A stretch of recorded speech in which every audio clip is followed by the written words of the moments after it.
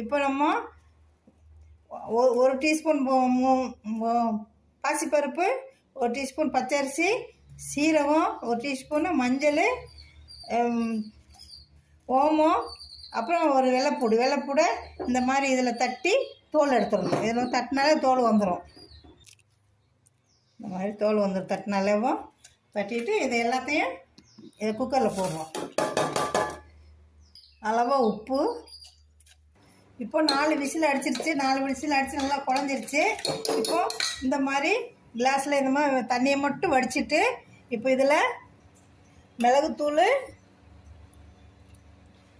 எலுமிச்சம்பழம் இந்த மாதிரி வெட்டிட்டு எலுமிச்சம்பழத்தை ஒரு பீஸ் இந்த மாதிரி பிழிஞ்சு விடணும்.